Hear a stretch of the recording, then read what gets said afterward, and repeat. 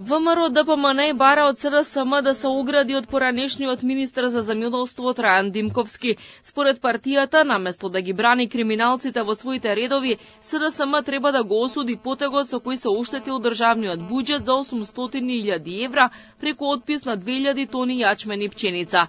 Од ВМРО ДПМН велат дека за Зоран Заев, Венко Филипче и Љупчо Николовски приватниот интерес секогаш бил пред државниот, дури и во услови на глобална криза.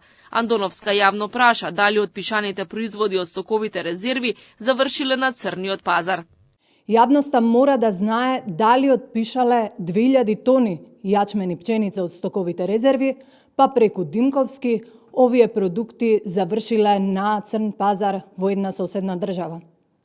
Дали исто така Димковски ќе одговара за сите овие тројца кои се прв ешалон на тогашната власт? Затоа ли Николовски е толку гласен деновиве? Дали во СДС има страв дека се одмотува клопчето и ќе се дознае вистината? Председателот на СРСМ Венко Филипче пак денеска не зборуваше за злоупотребите на земјоделскиот сектор кои фрлија сенка врз раководството на партијата, туку го критикуваше зголемувањето на пензиите и поскапувањето на струјата. Тој рече дека владата со линеарното зголемување на примањата на највозрасната категорија граѓани оштетила над 90% од пензионерите, доколку било задржано старото законско решение кое го следеше СРСМ кога партијата беше на власт, партијата пресметала дека покачувањето би било од 1200 до 1500 денари. Имаме точна пресметка. Секоја категорија на пензионери според висината на пензиите ќе добија различна сума, меѓутоа таа ќе изнесуваше од 1200 до 1500 денари. Еве сега. Значи има категории на пензионери на кои што за 50% име скратено зголемувањето на пензиите. Сведоци сме на една хајка, би рекол, бесрамни лаги, манипулации, кои што се веќе многу и од премиерот.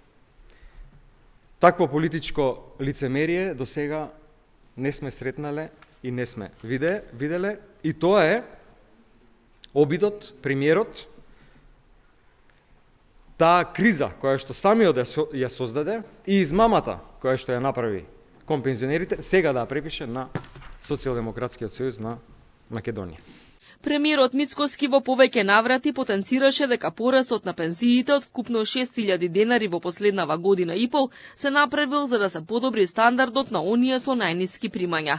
Уставниот суд треба да одлучи дали ќе го укине последното линеарно покачување, откако поведе постапка за уставноста на одлуката. Незадоволни од ваквиот развој на настаните, пензионерите од цела држава во понеделник ќе излезат на протест пред Уставниот суд. Најниската пензија во моментов изнесува над 18.000 денари, просечната надминува 26.000, а има и такви чии примања надминуваат 80.000 денари.